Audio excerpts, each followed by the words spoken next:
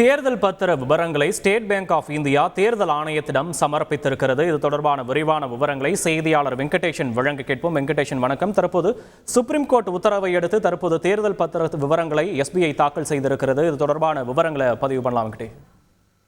வணக்கம். தேர்தல் பத்திர நன்கொடை திட்டத்துக்கு தடை கோரி ADR அமைப்பு மார்க்சிஸ்ட் கம்யூனிஸ்ட் கட்சி சார்பிலான மனுக்களை விசாரித்த உச்சநீதிமன்ற தலைமை நீதிபதி DY சந்திரசூட் தலைமையிலான அமர்வு கடந்த பிப்ரவரி மாதம் 19ஆம் தேதி ஒரு ஒருமித்த தீர்ப்பை கூறியது. அதில் அனாமதேய தேர்தல் நிதி பத்திர நன்கொடை திட்டம் வாக்காளர்களின் தகவல் அறியும் உரிமைக்கும் கருத்துரிமைக்கும் எதிரானது என தெரிவித்து இந்த திட்டத்தை ரத்து செய்ததுடன் குறிப்பாக இந்த வருமான வரி திருத்த சட்டம், மக்கள் பிரதிநிதித்துவ திருத்த சட்டம், கம்பெனி சட்டம் ஆகிய சட்ட திருத்தங்களையும் ரத்து செய்தது.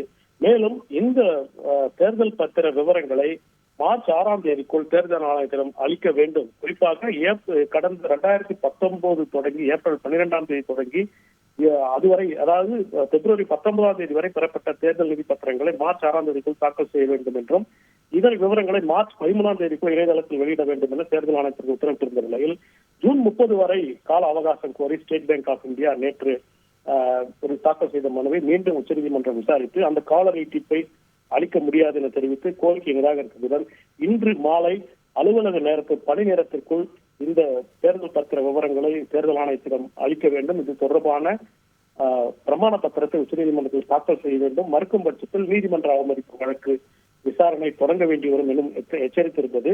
இந்நிலையில் தான் ஸ்டேட் பேங்க் ஆஃப் இந்தியா அனைத்து விவரங்களையும் தேர்தல் நிதி பத்திர விவரங்களை குறிப்பாக கடந்த 2019 ஏப்ரல் 12ஆம் தேதி தொடங்கி பிப்ரவரி 19 வரை பெறப்பட்ட 22,717 தேர்தல் பத்திரங்கள் குறித்த விவரங்களை தேர்தல் ஆணையத்திடம் சமர்ப்பித்துள்ளது. இந்த விவரங்களை தேர்தல் ஆணையம் மார்ச் 15ஆம் தேதி மாலை 5 மணிக்கு அதன் இணையதளத்தில் வெளியிட உள்ளது. இது வெளியிடும் பட்சத்தில் இந்த வழக்கிற்கான ஒட்டுமொத்த உச்சநீதிமன்ற தலைமை அரசியல் சாசன அமர்வின் தீர்ப்பின் நோக்கம் குறிப்பாக அந்த தகவல் அறியும் உரிமை என்பது வாக்காளர்களுக்கு கிடைக்கும் என்ற ஒரு நம்பிக்கை தற்போது ஏற்பட்டுள்ளது. விவரங்களுக்கு நன்றி வெங்கடேஷன். செய்திகளை உடனுக்குடன் தெரிந்து கொள்ள உடனே சப்ஸ்கிரைப் பண்ணுங்க.